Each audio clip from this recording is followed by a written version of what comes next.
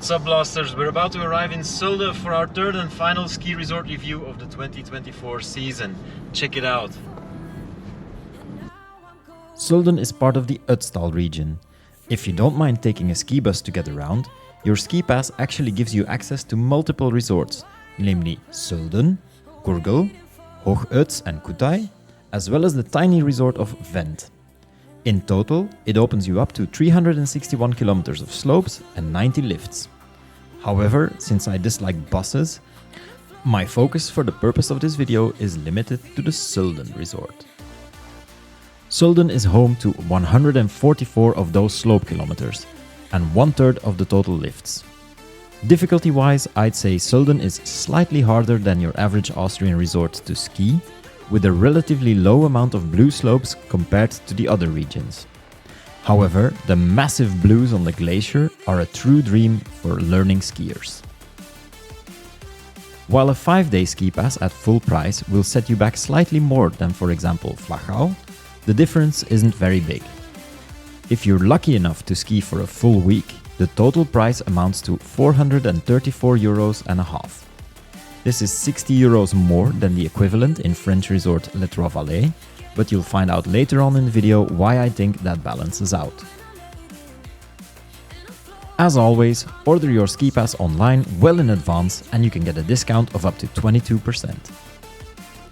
Sölden also hopped on the augmented reality train in partnership with the Skiline app, giving you the option to earn 19 badges for various activities. This was actually one of the most seamless and enjoyable takes on this little extra layer that I've had so far. The biggest downside was that not all of the checkpoints registered correctly, so I'm missing out on 4 of the badges that I most definitely fulfilled all the conditions for. The main challenge here is the Big Tree Rally, which makes you go to the peak of all 3 mountain peaks over 3,000 meters. It's not quite as challenging as, for example, the Saalbach circuit, but it can be completed in just a few hours and is really good fun. And you can combine it with 3 of the longest runs in Austria, an experience in and of itself. The glacier run in Sölden is actually 15 kilometers in length with a massive descent of 1970 vertical meters. I'd recommend tackling it early on in the day to avoid massive crowds returning home in the afternoon for the best experience. Anyway, it's easy enough to acquire 5 of those badges and earn yourself a free Sölden buff, which you'll probably never use, but who doesn't love a good reward, right? As you probably saw when we were arriving, the whole valley was kind of green, but on Tuesday evening it started snowing quite heavily. We got 30 centimeters of fresh snow in the valley.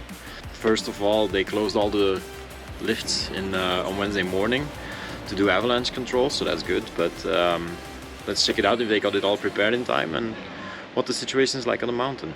Starting off with the slopes, I have to start off by saying that I visited Sölden in the beginning of March and temperatures were already quite hot. The valley descents were quite the slush fest, starting from as early as 10 AM, even after the fresh snowfall. It's not really something the resort can resolve, so I won't be deducting any points for it, but if you like always skiing into the valley and you don't want to see green next to the slopes, I'd suggest you visit earlier in the season. That said, Sölden has not 1, but 2 glaciers, so even if you go later on in the season, your snow odds are pretty stable. Ultimately, even though most of the resort remained closed for over half a day, it was worth it. Prep work in Sölden is absolutely stellar in the mornings, although it does quickly deteriorate the lower down the mountain you go. All in all, I'd rate the slopes in Sölden 8 out of 10 blasties. Unfortunately, due to the heavy snowfall, the roadling on Wednesday evening is cancelled, but instead the late night skiing is open. Let's have a look. It's a real shame that the roadling was cancelled, but I really enjoyed my first experience skiing in the evening. The pistes were nicely lit, and for only €14 extra if you already have a ski pass, it's not even that costly to have unlimited rides up until 9 PM.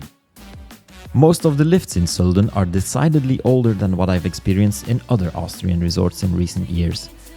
But there have been numerous investments, and most of the valley lifts are very modern. The biggest point to improve on is the single connection lift to the glaciers.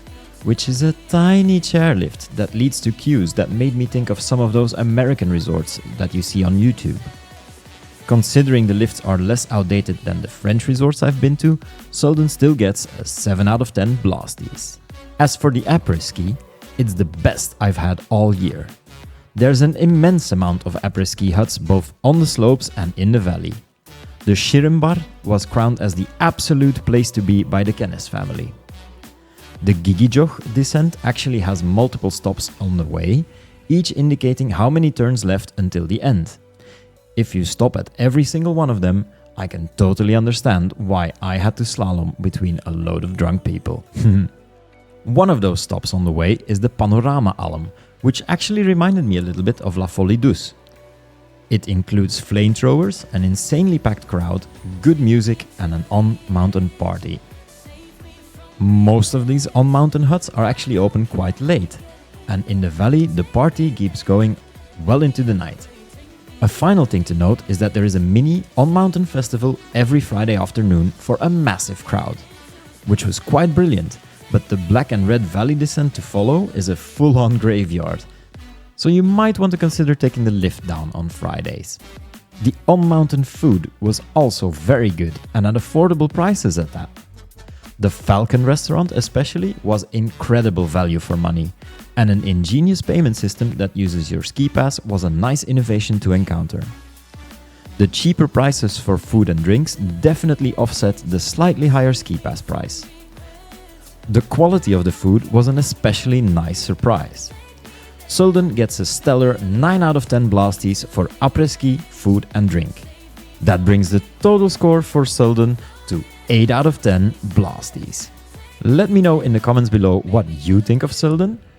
If you have any tips on where to go in the 2025 season, also don't hesitate to leave a suggestion. And as always, thank you for watching, and if you enjoyed the video, don't forget to like and subscribe. Until next time, keep blasting through the slopes.